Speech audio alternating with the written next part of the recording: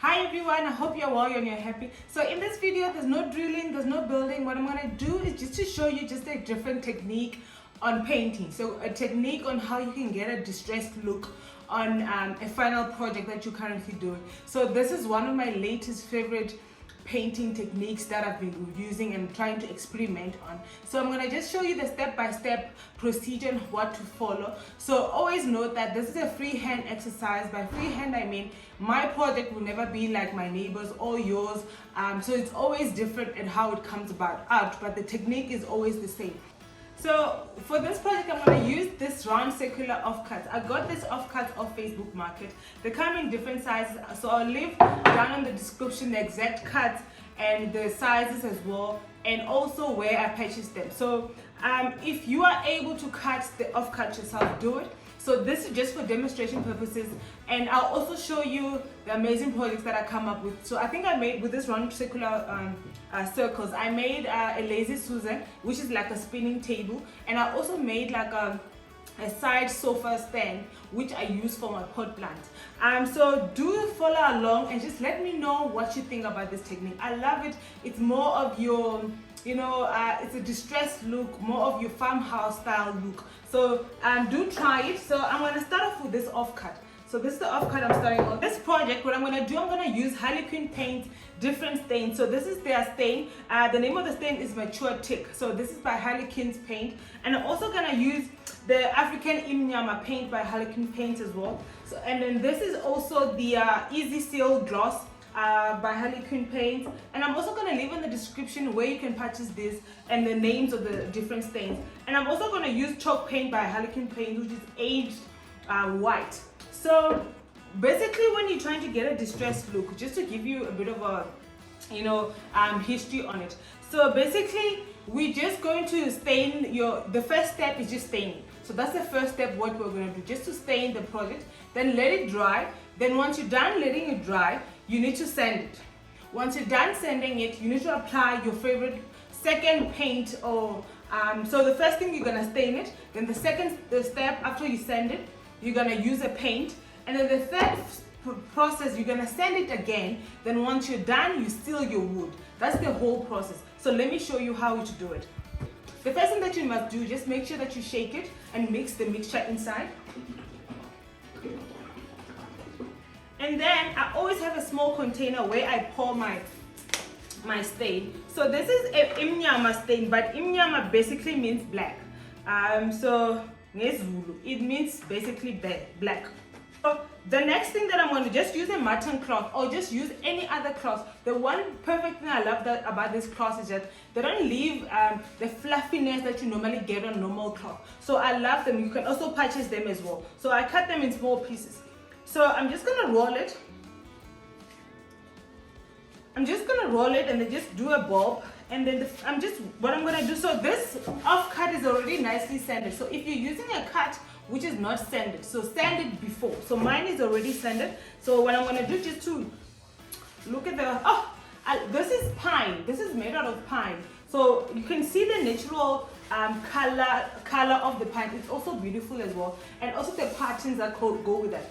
So what we're going to do is just to follow the grain when we're putting on the stain. So we follow one direction. So that's the trick that I always do. When I'm staining, I just follow one direction. So if I'm using one direction, just do it in one direction.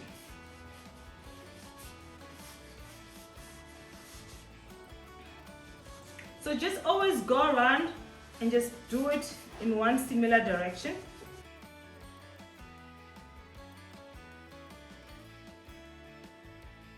I'm just gonna go around the edges, the circle.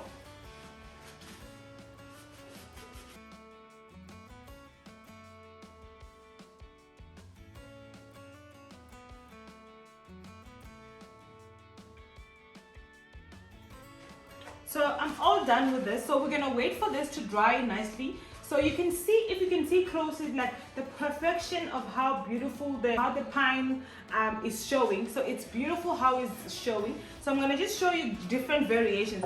For this one part, we're gonna leave it as it is. And then for this next part, we're gonna paint it with an aged white paint by Harlequins Paint.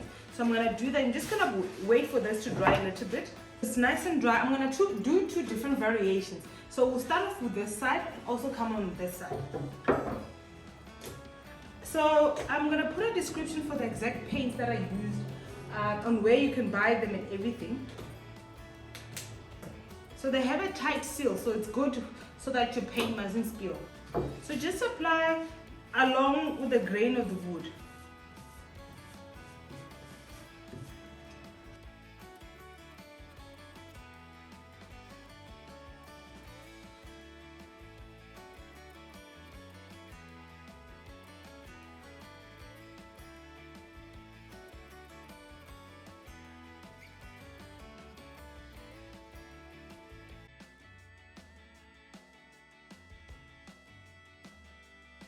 So you have two options. Then we're moving on to the next step. So we have two options. To either use a block of sand, which you just have to put a lot of elbow grease, or you can use an electric sander if you have it. So don't stress about it. Or the other option, just use a normal sanding disc or sanding paper. That should work perfectly fine. So what I'm going to do, I'm just going to use my electric sander. And then before I do that, I always wear safety glasses before you do anything. So before I start sanding, so what I'm going to do, you remember that when we were painting on the direction of how the grain was looking. So if you can see the patterns of the grain, so it's all in one symmetry. So what I'm going to do is just go in the same direction and just to follow the pattern of the natural wood. So remember, this is a freestyle exercise. So freehand, freestyle, so go ahead and make it happen.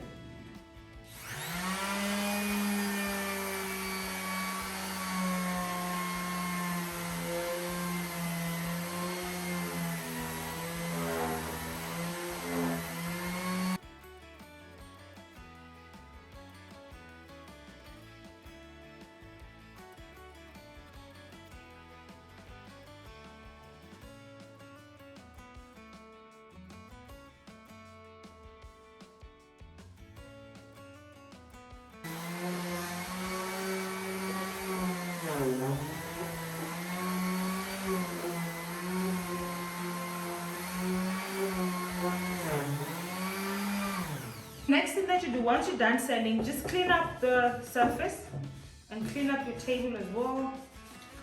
So this is how it looks. Can you see how amazing and how distressed it is? I love how the natural color is coming out. So once you're done with this, what you do for the final reveal, just seal it off, right? Seal it off. So we're using a normal glossy sealer. They also have a variety of matte sealers as well, so you can use that as well. So protect your wood. So we're done. So this is how it looks. So that's how amazing it is. So now I'm gonna move on and then do the second one. Just gonna flip this. We're doing the same thing over again. So we're just gonna sand this.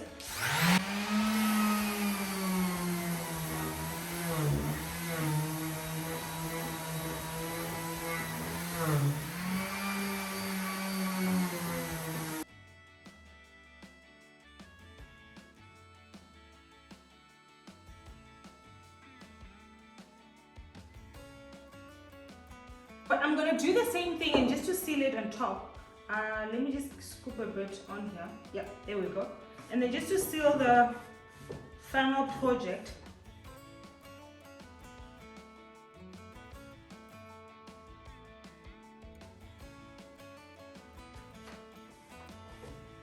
so now it's time for the big reveal. I'm all done. So let's see. Let me know which one on the comment section down below. Which one is your favorite? So there's this variation, and also there's this one. So this is how you basically distress wood. I've done a couple of projects where I do a similar feel. So it's not too complicated. It's not too difficult.